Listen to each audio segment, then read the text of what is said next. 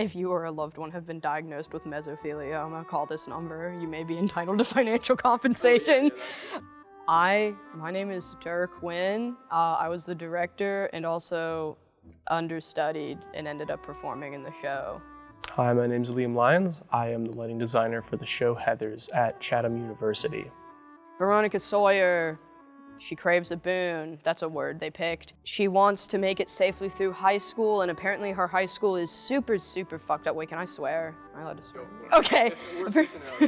She feels the need to become an associate of the Demon Queen of high school in order to survive her senior year, the 1 year she has left. So she becomes a Heather, basically, in the musical is her struggle with maintaining herself versus falling into the toxic superficiality that's getting people killed. So she ends up meeting this dude, JD, who is insane, who's unwell. Basically shows her like, hey, you can kill all these people, or you can ruin their lives in some way to get back at them for being awful, boring people. I've seen JD played as just like a normal guy, and he's singing and we like him because he's a little crazy. It's like, no, like this man's unwell.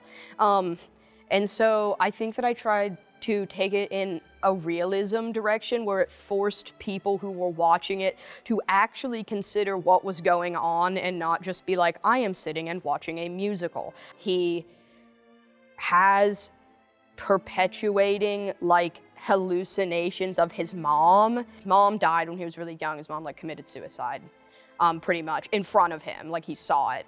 And so his dad sucks. And so like the actor who played JD had come up with lore about like, why does he like 7-Eleven? It's this thing he did with his mom, or like, what's this, like his blanket? He had this thing from his mom. And so we kind of drew a lot of that into the concept of point blank down to like, he hallucinates and like thinks his mom is an angel that talks to him. So I don't necessarily want to put like a DSM-5 label on that, but we did play the hallucination, the PTSD hallucination card with him.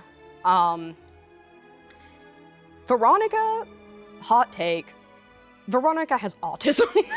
Hot take, Veronica is neurodivergent. I can't really pen any mental illness on her, but we did, I would say, definitely move in a direction with that where like, there's a lot of things about her that are just niche. She wants to be something different. She wants to stand out at least a little bit. And if at the very least, if she doesn't want to stand out, she at the very least wants to not be noticed and just get through high school.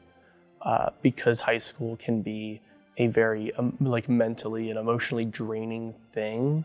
She navigates the world socially in like it is like a game, like strategically, logically, like trading, transactionally. If you think about it, she's not like, she just doesn't seem neurotypical. I feel like there's a lot of room, despite the fact that I was like, I don't want to diagnose characters, there's a lot of room to do that with the way that the script is written, and the kind of cookie, what is that, cookie cutter, carbon cookie, blank slate, you know, they're all like blank slates, kind of.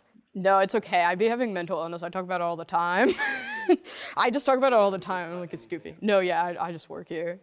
Don't even trip, Doug. So I do be having the mental illnesses, so I have bipolar, and then like the way that like bipolar interacts with being neurodivergent, that makes it a whole different thing than anything else. I have anxiety. I'm pretty well because, so I'm medicated though, is the thing, is I wasn't. Okay, so you got diagnosed with something when you were 10, very interesting. My parents would not let me seek mental health help because they're the kind of people who are like, you're a child, you can't have depression, you haven't been to war, you can't have PTSD. Mental health is a big problem in my generation, like Gen Z, millennials, for sure, because I feel like our generation is more willing to look at our own like problems and be willing to fix them, whereas I feel like occasionally some other generations, or just other people in general, it doesn't even have to be other generations, kind of bottle a lot of stuff up.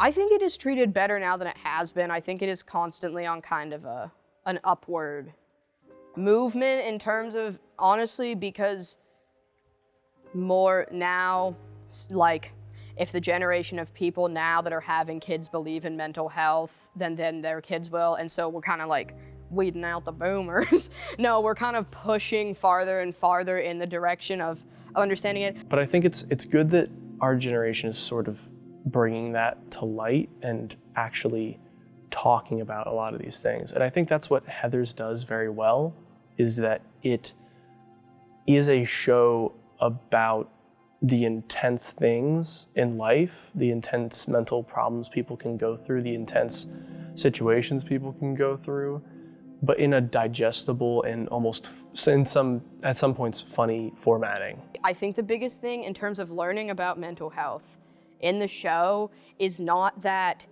it makes a point of talking about it, but rather that the malleability of the characters, as we have discussed, gives you the opportunity to realize that in any one of these people, there could be some kind of mental illness, and in any one of these people, a selection of mental illness will affect them differently as a person. I think we can learn a lot from Heathers in terms of mental health, even though it is a somewhat older story from like the 80s or whatever, or at least it's based in the 80s. A lot of the problems that people go through are still present in the world today. So I think, I still think it applies in this day and age. All of the issues that it talks about, including depression, suicide, all those very rough and intense topics. I think it does a good job.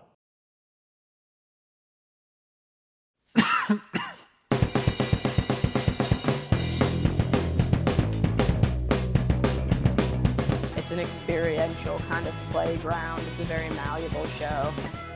Written poorly as hell, but it's got potential. Yeah, like kind of slayed on our part, honestly. It was kind of epic. We almost sold out 2 shows, no big deal. And nobody can tell me not to go to therapy now, because I haven't been to war.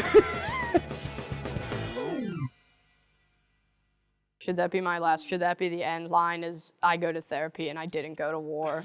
Can that be the last? Okay. That's perfect. That can be the cut.